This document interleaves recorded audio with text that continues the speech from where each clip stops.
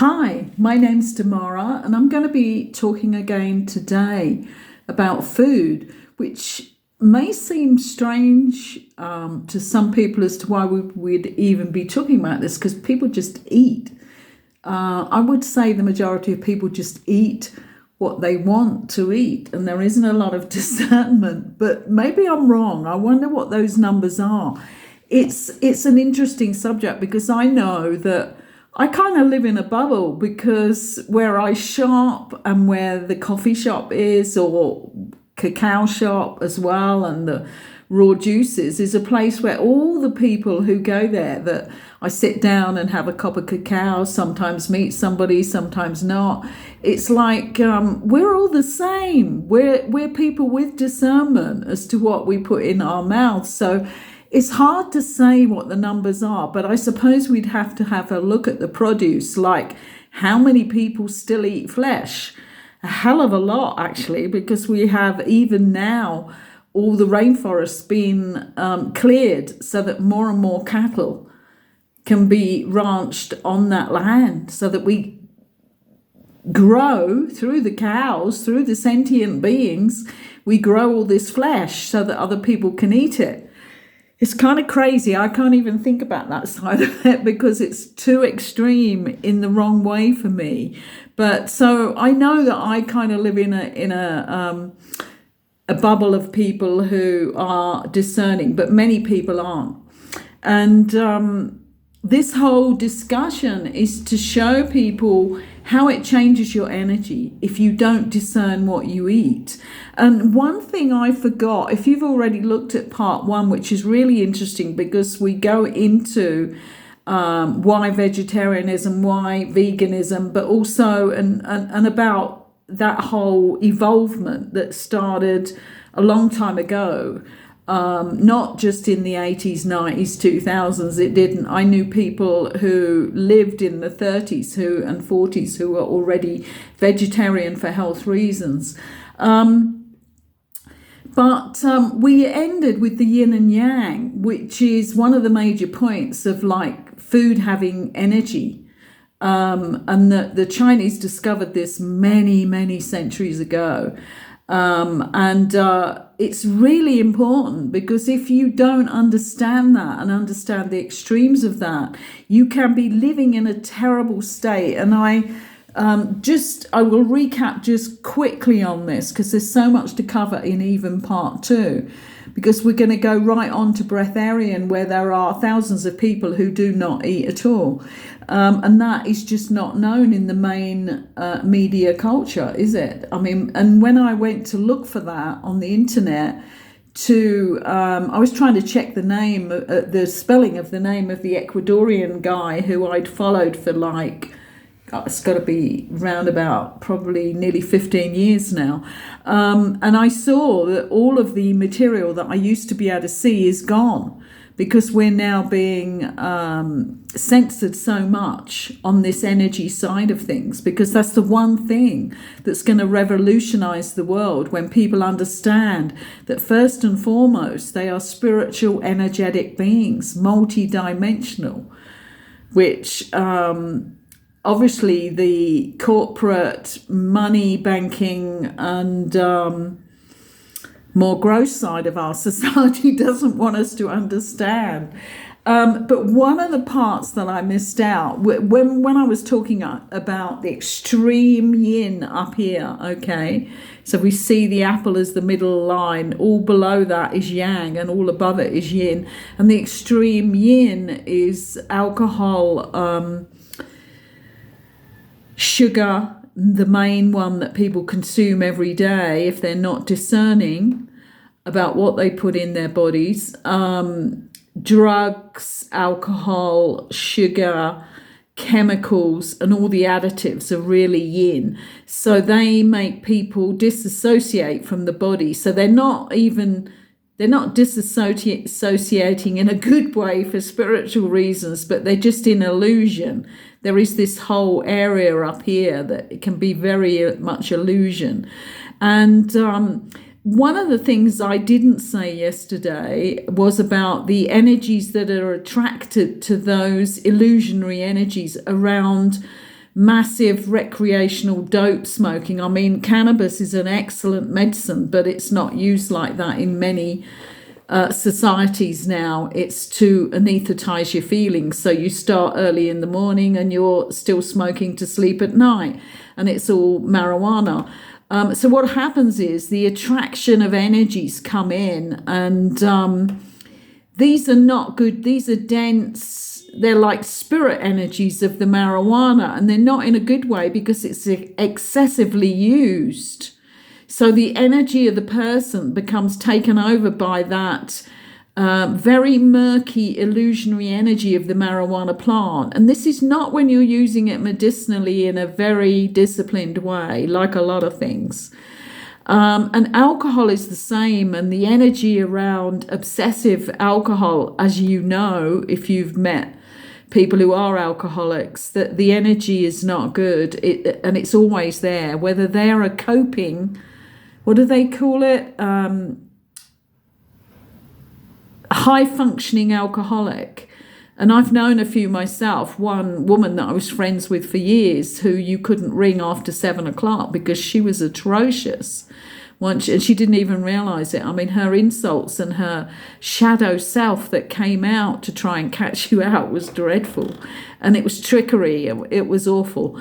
And I had to just cut off in the end. And then met her some years later and realized her energy was still holding it. She was still doing it. She was still functioning, but she still had that energy, that energetic being around her. All of the energy was murky. So that was something I didn't go into. But also on the yang, coming down here underneath my tabletop here, are eggs. Eggs are part of that extreme of yang energy that you don't want to be eating if you're depressed, down, feeling heavy, and suffering from depression or anything like that. Anxiety comes up here. It's different. Depression is down here, extreme yang. Anxiety is through sugar, and sugar is, these are just extras that I'm adding in because I realized I had a really long video yesterday just talking about the general things of eating vegetarian, vegan, and then into the yin and yang of energy, and I had to stop so as to make it not too long completely. But sugar, when you take excess sugar, your emotions are not normal. And you will realize that, and a lot of people don't realize this. This is the unfortunate thing. They say, oh, I'm just emotional. And I was one of those years ago. If I go back into my early 20s, when I was still consuming sugary products before I got into whole food, because I had some health things coming in like migraine that my father had, and also eczema. And that was when I looked at, well, there's got to be something I'm doing, and it surely was. But before that, I used to think it was really good to be over emotional. I thought it was normal for me, and how wonderful. My God, I wish I'd have known that earlier, but I did find that out. But lots of people don't. And you can sometimes, people who just are all over the place with their emotions. And you just know that they're probably eating loads of sugar, and they just think, well, everybody does it. But some people are much more sensitive to it than others. So that is another thing adding in there. But the eggs was the one I missed out. So it's salt, red meat, eggs, right down there with the yang. And if you're eating those when you're depressed, you're not going to recover very quickly. And you will start to notice that if you eat the yang, you're going to go for the sugar to try and get that balance in the middle here. But what it does is, and I'm doing this bit, your whole body energy and system and nutrition and digestion is going up and down like that, trying to balance it. But we don't want to hang about on the yin and yang for too long, otherwise I won't get on to the other parts of it. What I was just going to bring in here before I go on to some of the other really amazing things that have happened is to look at the fact that our body, and this is a little known fact, is that it is detoxing every moment of the day. And I know that we've all done these cleansers, detoxes, and they're all really good because we're adding to what's going on.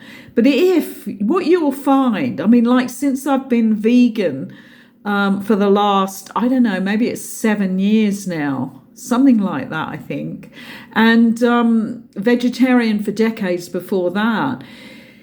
When I was vegetarian, I still did detoxes, and I'd do 10 days brown rice. That was a brilliant one because it balanced every state in your body. It balanced your mental, emotional, and it heightened your spiritual side as well. And it detoxed your physical as well. And by the end of it, you're hardly eaten at all because you're so fed up with the brown rice. But you don't feel ill. People say, oh, you're not getting enough of this or that. Well, when you do your first 10 days brown rice with no flavouring, no additives, no salt, you can't put stuff like that in. And you can only drink like bancha tea, which is one of the macrobiotic teas, because you don't want to upset the balance. Because during those 10 days on brown rice, your body will balance out perfectly. And I can tell you that because I've done it a couple of times and it's absolutely brilliant. I never thought that I could be that mentally and emotionally balanced. It was so brilliant. And that's what teaches you, isn't it? I can tell you a million things, but you're not going to believe me until you do it. And certainly the lower side of you, the shadow side of you, is not going to want to believe me because it wants to keep control. It wants to keep you taking the drugs, the alcohol. It wants you to keep eating the sugar because that's what keeps the shadow there. Because a lot of the shadow is emotional out of balance. That's what produces the shadow. So through our pains that we haven't released, our guilt, our shame, all of that. But when you do a detox like that, a real detox, you will go to a balance that you've never known. And then you'll realize that you've never been in your perfect self. That's what happened to me. When my children were younger, I did my first one. And I remember I did that 10-day brown rice when I was at a point of just opening my first vegetarian restaurant, because I opened and closed it twice in order to refine what I was doing. But the first time, so it was a really big deal, and I had young children, and I couldn't believe it. There were things like the countertop wasn't going to be finished in time, it looked like, and all sorts of things going wrong with the fitting out this really small kitchen that I had in the 3-story building, and all sorts of things were going on, and I was as calm as a cucumber.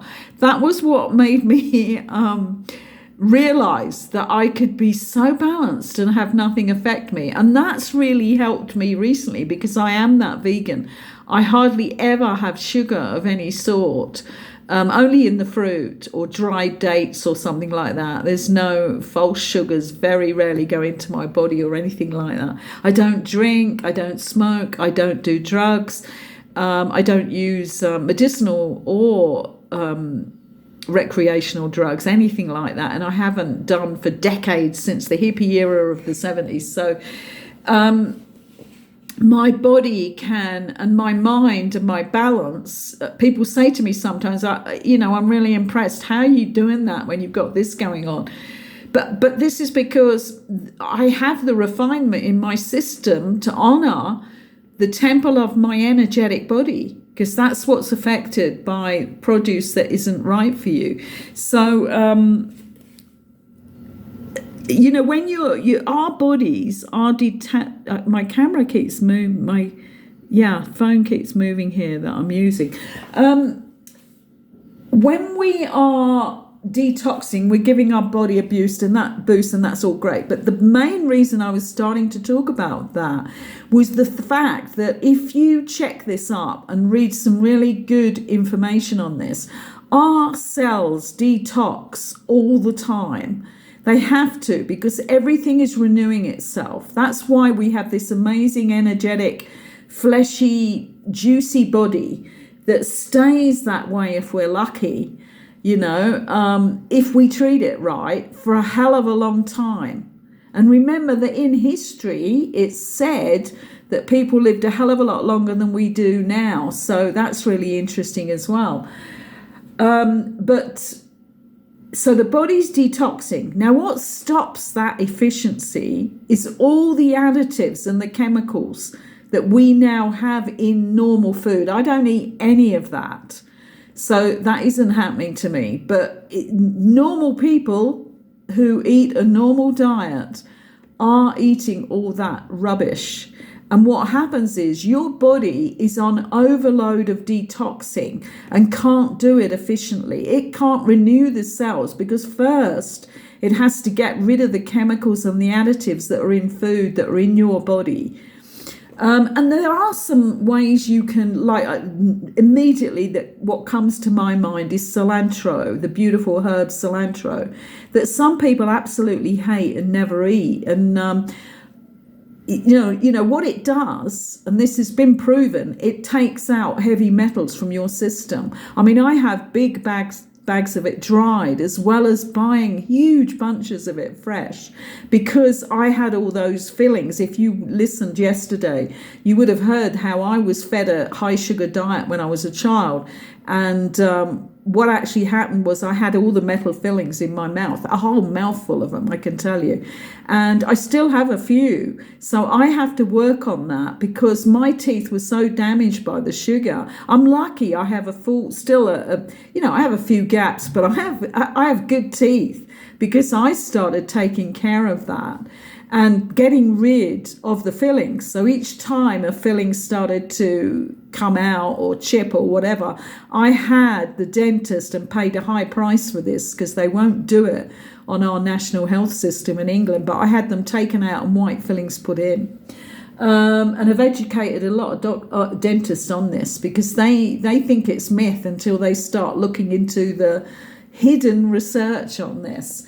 But it really affects us, and it affects our neurological system, our nervous system, and the subtle systems like that in our system. So because I was so sensitive in a lot of different ways in my own makeup, it assisted me to keep more stable by having all those fillings removed. So cilantro is that excellent herb to do it. And the interesting thing about, just keep putting it in all your different curries you make and your lovely rice dishes and everything, your salads, it will work its magic. But some people feel it tastes so bad that they never eat it. And the interesting thing is that I saw some research done on that recently because it was kind of an oddball thing that happened to people, and they said that it had been proven that those people who really dislike it are the ones who need it most. And what's happening is it tastes foul to them, tastes completely different to the people who don't have such a heavy metal in their system. So that was interesting. So the ones who really need to eat it are the ones who think it tastes terrible. But look that up for yourself if you can find it, because what I found today is one of the other things I was going to talk about is KIRLiAN photography, which is a really interesting thing that was discovered by a man called Simeon, I think his name was Simeon KIRLiAN, a Soviet who was experimenting with energy and things. And this just happened. He was using something high voltage, because this is how it happens and this is how you do it. It's not actually a photography. What it is putting something like a piece of food. And this was done heavily, I think. I'm trying to think back when I was had my aura done, my hands were done in KIRLiAN photography to show the healing, because I was a healer and working a lot as a healer at the time, laying on of hands healer. The energy was done. My hands were put onto a sheet of paper, photographic paper, and then a high voltage of electricity put through this in a safe way in this machine where you put your hand. And what happens is you end up with the auric energy streaming out of your fingers and also inside your fingers to show you if you're blocking, because each finger is showing you different parts of your body if you understand, like your feet, when you go and have reflexology, you can massage a certain part of your foot and it will massage through the energy lines through your body. It will massage different organs. Well, it's the same with your fingers. So I have those at home, and I never kept very much when I just closed up a house, walked away with one suitcase, but I did put a box of things like that in my daughter's garage. So I'm going to try and bring them back to Mexico with me when I go home next there. But it's phenomenal, because when I looked on the internet to just perhaps pick up one photograph that might be on the internet that I could use for this video, what I actually found was that they are debunking the whole thing now. It's crazy, because, myself and other therapists, other practitioners in energy, we used to go to the exhibitions where they had these machines, and we would either put food in there or something that we wanted to understand more, or our hands, or even our whole bodies when they had the huge larger ones. I doubt there's any of these machines in action now, because I really had trouble finding any information that didn't say this was a whole conspiracy theory. I just couldn't believe this. This is crazy. Everything is being censored. And I'm telling you what I experienced. I'm telling you, I have copies. I have photographic paper in a box that have my fingers on, probably done at different times as well, because I thought it was interesting when the practitioner of Kirlian photography, who was not the scientific side of it, but was the psychic side of it, who then explained to you what you needed to work on.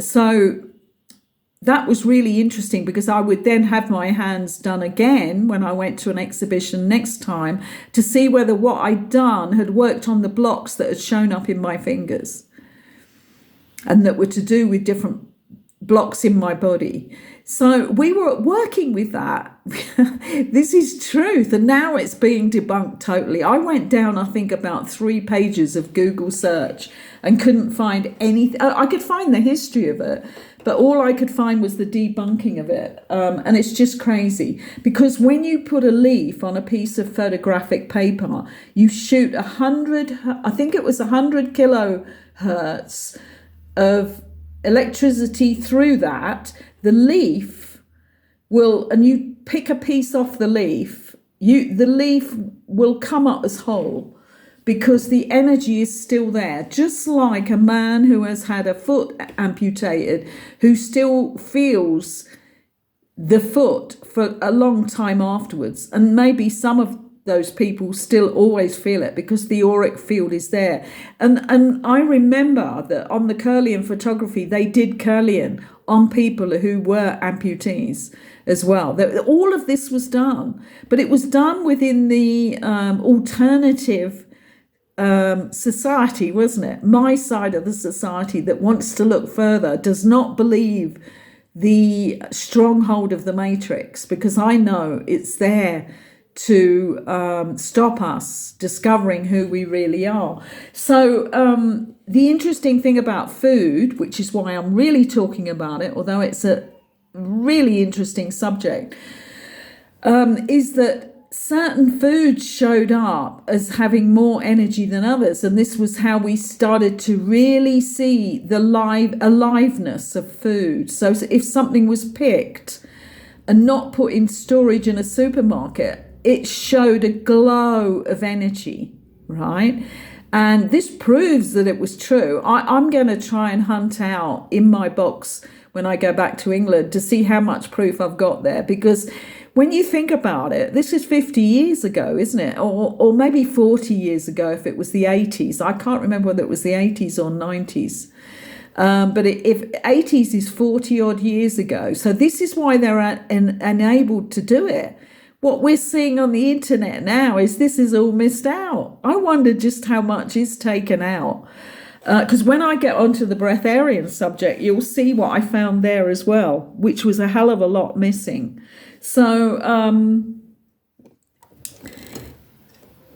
Kirlian photography showed us, and this is an amazing one that you're not going to like, because lots of people love this piece of equipment, is there were KIRLiAN photography taken of microwave food, and there was no life energy in it. I have never, I mean, when this happened, so you'll be able to sort out the timing on this if you're a microwave user, because I never was.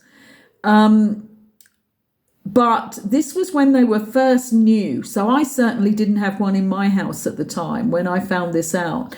But when you put food in, and when you put food in normal cooking devices, they came out completely different, and there was life force there. And certainly if you didn't cook it, the energy was just streaming out like a huge aura. But if you cooked it in a microwave, it is dead of life force. There is nothing there, but all the vitamins are there, which is a lot of black and white people who live within the matrix and don't question it ever. They don't care if there's no life force, because they don't understand that we are life force, and that's the main part of us. So they won't be bothered by this. But people who are into being who they truly are, and being able to come out with all their gifts, enrich their abilities, which are extraordinary, when you start to realize what you can do with energy and how you can use your energy. But if you're using a microwave, and I have seen this with healers who don't understand this bit, they microwave all their food and they don't understand it. Even baby food and baby bottles are warmed up with a microwave. That's just so bad.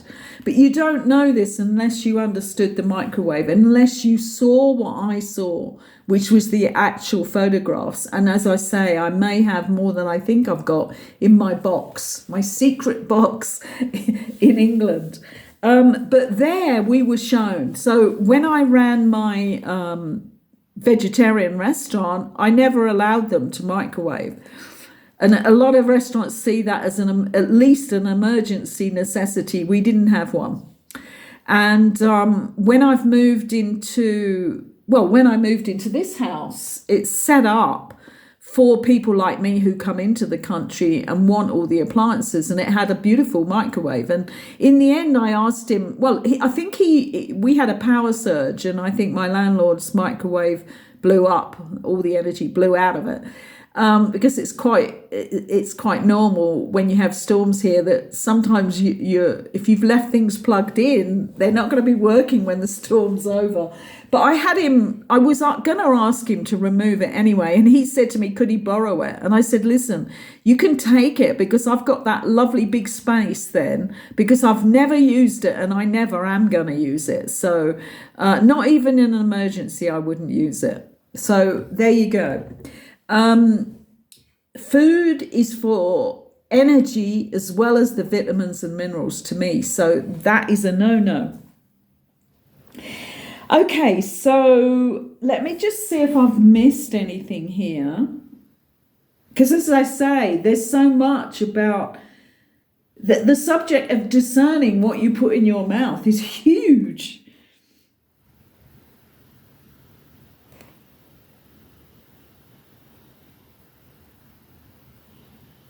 Right, the last thing here is that most people think they eat for the health of their body. But what is happening a lot of the time, just have a sip of my water with lemon halves in it, actually, just fresh lemon in it, which is also very good, very cleansing for your body. But people think that, but what they're doing a lot of the time is eating excess for comfort, so that they get this full feeling inside, which is a replacement for feeling full in the heart, in themselves. So think about that when you're eating. A really good way is to, first of all, look at the size of your plate or bowl that you eat from. And think about whether it's just that you fill it up every time, and maybe you should go on to the size smaller. on both your plate and your bowl, and even your cup if you drink huge cups of coffee with all the other things in it like milk and cream and sugar. But because what happens is when we dish a meal up, we quite often fill the plate so that it looks a good portion. So that's one easy way. But another way is to, like, 3/4 of the way through eating a meal, just ask yourself how you feel. Do you feel full and satisfied with the amount of food in your stomach? And are you just going to start pushing in the rest? Because there's nothing worse than feeling too full of food. And I mean, I occasionally still do that. If I cook a beautiful stir fry with rice, because rice is the thing that you know really makes you feel full, and I might add rice with it as well. And then sometimes I'll just eat that last bit on the plate, and then I'll think afterwards, God, why did I do that? Because it just took me into a feeling and it's going to be for about an hour afterwards, isn't it? So I wouldn't want to go on a walk straight away. And I've got it down to a fine art now where that very rarely happens to me. Even when I go out and eat an amazing meal, like I did on my birthday at Soul Tribe, or an amazing gluten-free vegan restaurant in San Miguel de Allende here. And it was so beautiful. I treated myself because I don't do that very often, go out and spend money on a meal like that. And I took it home, all the rest of it. I just ate what I really wanted to eat, and then they bagged and dished it all up for me in boxes and containers. It was so wonderful because I ate the same meal. It was so big that I ate the same meal again the next day. And that was such a treat, because if I'd have tried to eat it, and I possibly could have pushed it all in, it would have been obscene. So start to think about that, because the subject we're going to go on to now, or the part of the eating subject, is not eating.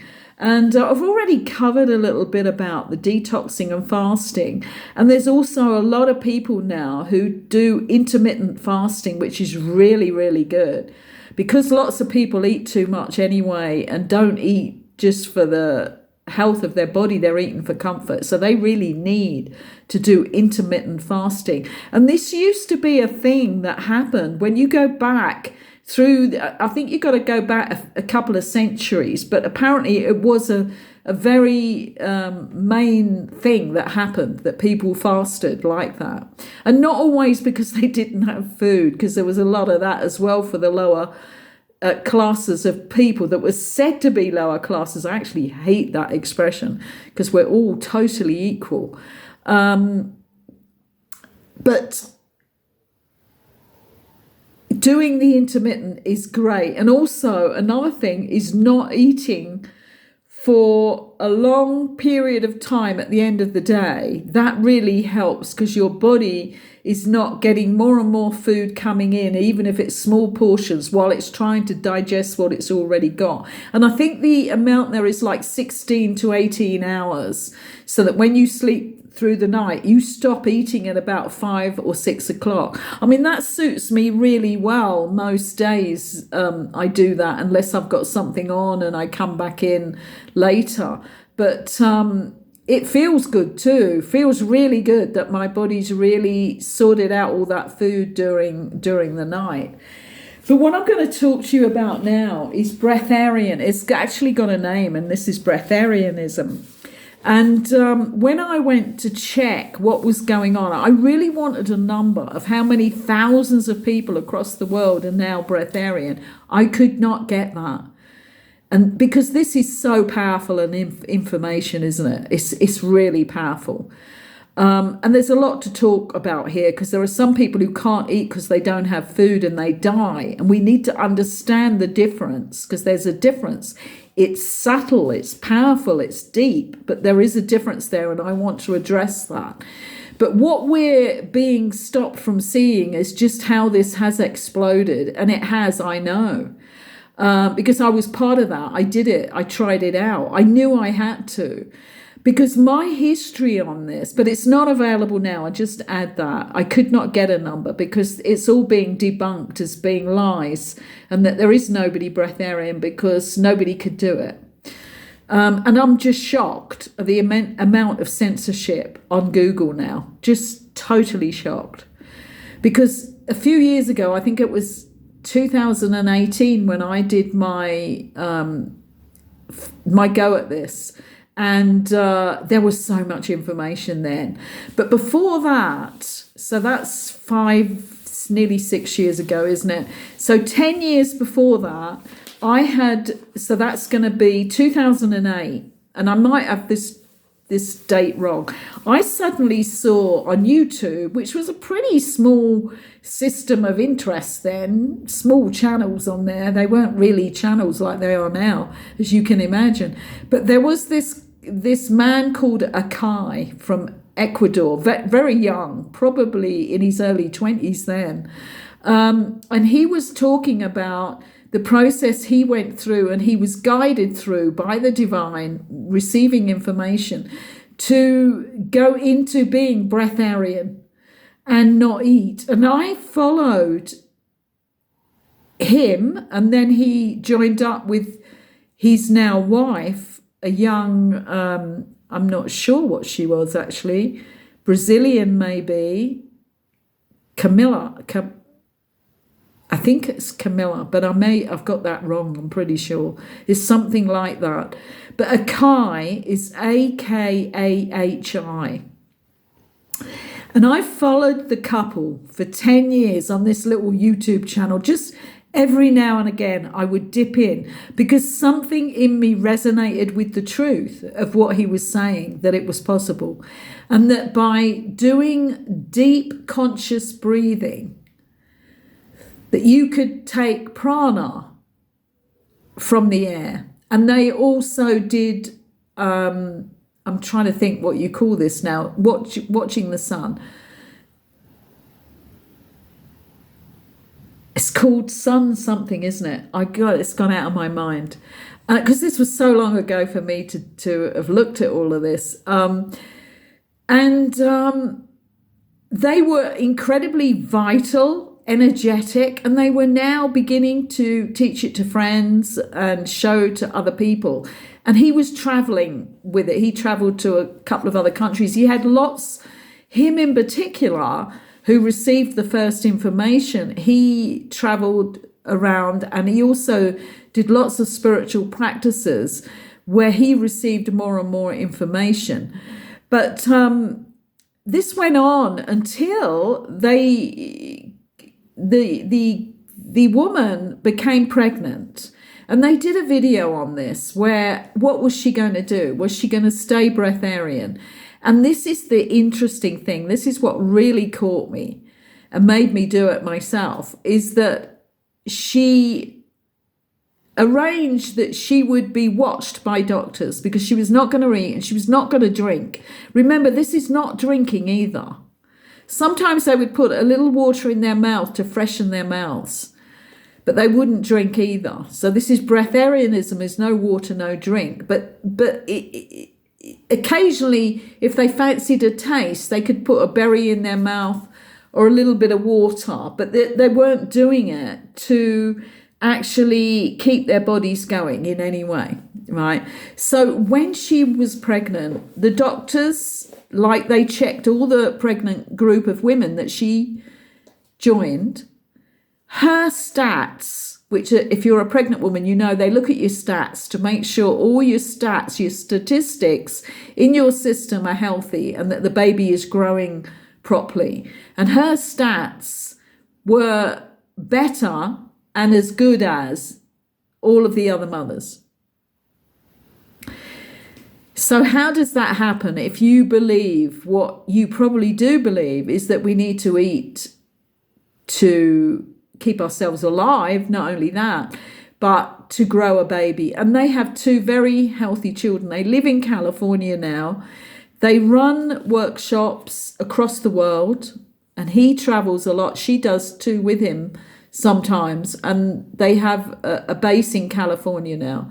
But I watched them from the very beginning because the divine showed me that tiny little video, and I went on dipping in and out for 10 years. But in 2018, I knew that the earth changes were coming up. I'd already channeled 2 books in the 90s that were published then, or one was published in 2012 because my publisher, the second book, he said was too futuristic. But he published the first one and then went and found the place that was going to be his safe place for the future after he published the first book. So I already knew that the cycle that we're in, the 27,000 or 26,000 year close of cycle of all of those 26,000 years is coming to an end, and that everything is going to be turfed over, cleansed, and come up all new, bright and energetic afterwards. But we have to go through that. So I was thinking to myself, 2018, I was feeling that I really needed to do it in case I needed to hit the road wherever I was and to go wherever I was sent. And I wanted to be able to do it with no food if I had to. And this was at the time they decided to do webinars online. So there were 100 and something people all across the world who were on the same webinar as me for 8 days as we were taken through the process. And I was really lucky because this is the best way to do it. Because imagine the detox if you stop eating. And this is what a lot of people can't cope with, because if they're eating a lot of rubbish and a lot of additives and a lot of chemicals and a lot of boosters of energy, like tons of coffee, and without it they're just a blob on the floor, you're going to go through a hell of a detox if you do it with a body like that. So it's recommended that you go vegan first. A lot of the people on the course I was on were vegetarian. They weren't vegan. Some of them weren't even vegetarian. So as we came together 3 times a day for 8 days, there were many stories of the detoxes they were going through. But I don't want to go too much into all the details, but it was a fantastic course, and it cost me, this is the crazy thing, I didn't buy any food or eat any food after the first day for 8 days, and the course only cost $75 to do, live 3 times a day, with all the pranic exercises, yoga, all sorts of things, and us all sharing, all these people across the world, all these different people going through this process. Now that was in 2018, and there were 100 on that 1 8 day. So, and since then, Akai and Camilla, I'm calling her, I think it's right, I may not be, were just 2 people then doing it, and maybe a few others. There are so many teachers across the world now. Different teachers that have been breatharian for years and are teaching it in large groups to all these people. So we have thousands of breatharians across the world. You go onto Google and they'll tell you it's not even possible. I went into like 3 or 4 pages. I didn't go any further than that, but going back that far, there was nothing current. So it's crazy that all of the truth of how things really are is just being edited out now. Be watchful of that, because it's going to get worse as we go through this next period of time when higher and higher energies that can't be stopped are coming in. So it's going to be ramped up, isn't it? Trying to stop people understanding is going to be ramped up. I have to say that. But anyway, during this process, I have to tell you, 8 days, it was amazing. I mean, I went through 2 small things for me. But remember, I was a vegan. I didn't eat any chemicals, additives. I hadn't done for a couple of years then. I'd been vegetarian for decades. I hadn't got a lot of pollutants in my body. But I did get a reflux of acid, and actually went online, and one of the other breatharian teachers, because it was so painful, I had so much acid coming up in my throat even though I wasn't eating, and one of the guys who was a real expert in fasting, he was the one that told me what to do. He said, it's not too much acid that's coming back at you that was already in your system. He said what it is that you haven't got enough acid. And it's to do with the valve that opens up in our top of our, at the back of our throats or further down, that was opening up because it needed acid. And he said, go and get some cider vinegar, which I always had in the cupboard, mix it with a little bit of water, and then drink about a tablespoon. And I did it and it stopped. So he was such an expert on how our body works. It was absolutely brilliant. That went. The other thing I had was I could feel my adrenal glands flowing and cleaning. And there was pain in the adrenal glands in my neck. So I think that's what they were called. I'm not a great expert on the names of all parts of our body, but there were definitely glands that were cleansing, and that was a bit painful. But do you know, after about the 5th day, I was going out and then going back home and doing more prana breathing, conscious breathing, which I was very experienced at anyway, because it's a brilliant trauma cleansing, what can you call it, teaching that we have, that came out in was that the 70s? I think that all began, the rebirthing movement. And the rebirthing movement is about conscious breathing for 3 hours. And I was a conscious breathing practitioner, as well as doing all the other things that I did within my practice. And I had been rebirthed many times myself, conscious breathing for 3 hours, laying on the floor and giving the practitioner who was watching over me permission to wake me up if I went to sleep or I stopped breathing. And then you start to release trauma that's in your body. So this was the same thing. This was conscious breathing, but in much smaller amounts, not 3 hours. I mean, I rebirthed many people myself individually, and then I did group sessions where myself and then an assistant practitioner, we joined together and we rebirthed whole groups at one time, doing 3 hours conscious breathing. So this wasn't new to me again, and I wasn't surprised. It was part of the discipline for being breatharian. But there was also sun gazing. That's the word, not looking at the sun. Sun gazing is part of it too. Although I think I did this breatharian course, this webinar in November, so there was no sun at all in England. I couldn't put that in. But after about the 4th day, I was so energized. I never felt hungry once during the whole process. This is the absolute truth. My whole intent was on doing this, and that's the difference. The intent was to understand it, to do it, to experience it. Never felt hungry. I was so energized and balanced, just like when I did, but even more so than when I did the 10-day brown rice. So this is all about what you believe and what you think, because I never felt hungry. I thought that was going to be the difficult thing to deal with. It wasn't at all. And afterwards, I really didn't want to eat, because you can then go breatharian for the rest of your life.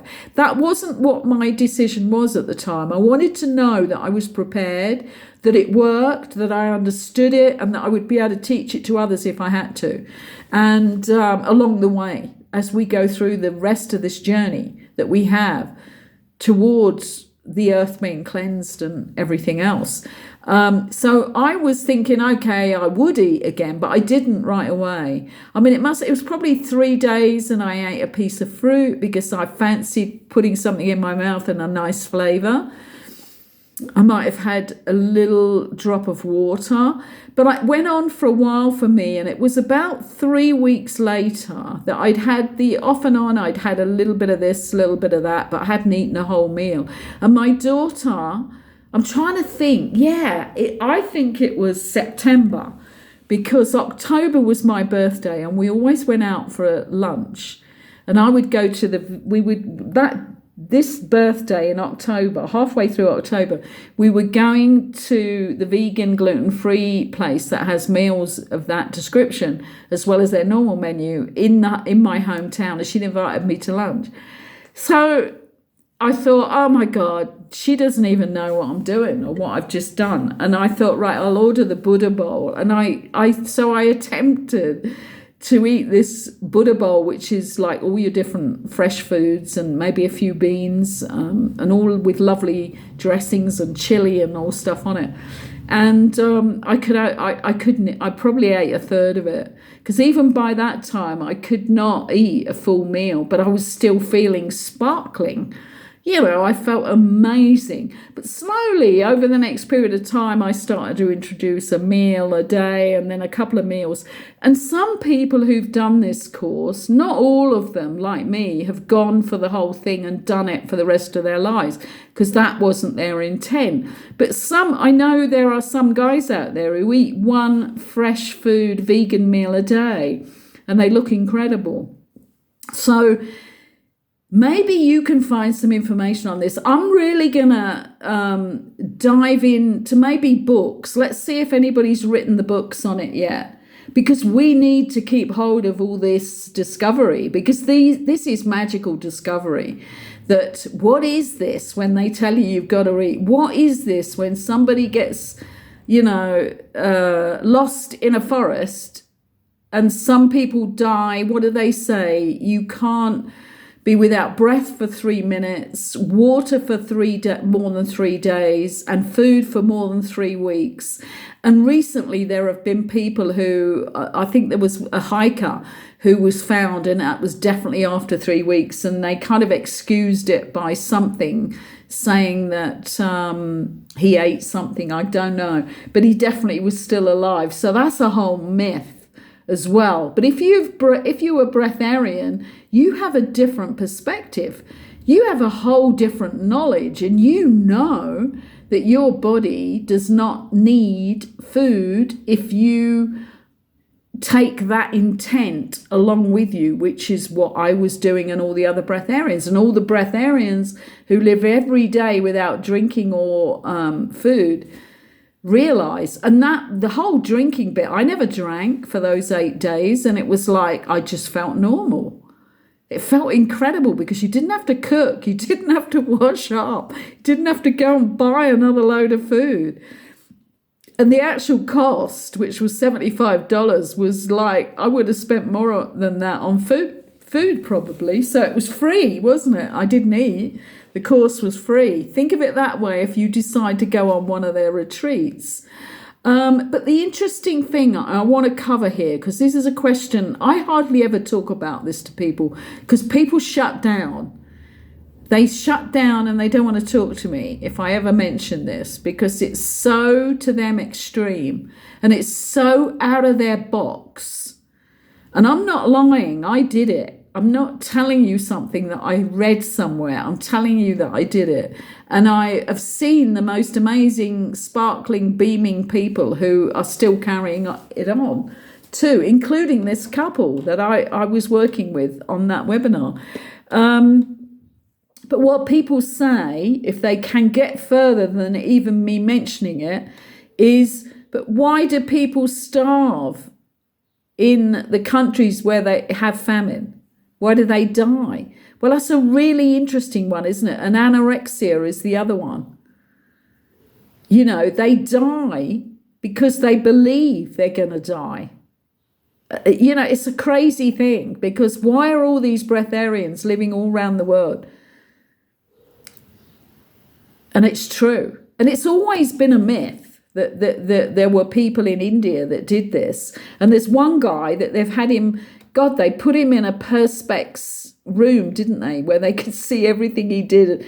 And he was stripped nearly clean of clothes as well, so that he didn't have anything hidden. And they actually realized it was true. That was done fairly recently, actually, in recent years, where they couldn't believe it. And he's so old and he never eats. And what it's to do with is you command what your cells do. And if you believe you're going to die in 3 weeks without food, I mean, some people couldn't last 5 days, could they? They couldn't last 2 days, and they would be on their knees, because their belief system is they need to stuff their face with all this greasy, horrid flesh and food. and they need to keep eating. And their mind is telling their cells that. Remember that every day we're alive, we're talking to our souls with what we think and what we say out loud. And you can, I could do a whole video on that, and maybe I will when I get to the healing side of things, because how you talk to your cells is how they will be. And it's a crazy thing, but the difference between a breatharian and anorexic who eventually dies because they're refusing food which they think they need, because it's like a protest against the emotional trauma that they haven't released in their bodies. And then you've got the people who die in famines, or you people who die when they're in desperate situations where there's been a plane crash and they haven't been able to eat. And they will be thinking, we need food, we need food, we need food. I need food, I need food. And as you say that, as I say that in that way, it's a crazy thing. I can feel my body responding. My cells in my body are responding to me saying that. In fact, I don't need food at all. So it's like, the power of the words, they're either spells or blessings. Remember that. So I'm on the 8 days. I'm shining after 8 days without food or water. And the doctors would have told me that I'd be dead after 3 days without water. So what are we talking about here? It's kind of crazy. And I'm wondering, maybe I've lost you 10 minutes ago. Anyway, maybe there's nobody who's ever going to get to the end of this video, because I have noticed that in conversations, there's a lot of people who don't know that truth, that I have done that, and that I actually know it works. But if you are still with me here, then look out for the next videos, because I'm going to do some on the talking to the cells in our body and healing, and what healers are doing when they're working their magic on the cells in your body. If you allow a healer to use, I never touched anybody's body. I work about 2 inches from their body, but you can start to put healing energy in there, which you're channeling through the top of your head from the source that's always there for us. If we have the intent that we can do that, and if we know that that source is there, and there's 2 things there that you either believe or you don't believe, or I know they're true, because I could do a whole video on all the things that's happened to me when I've been working with healing with people. But if you're still with me, please subscribe if you like the magic of this, or the unusualness of this, or the shock of this. And please give us a like, because I'd really like more people to at least come into the presence of this information. And we can't do that without the algorithm working in our favor here. So it would be wonderful if you do enjoy what I'm doing and can subscribe. And thank you for allowing me into your space today. Have a great day.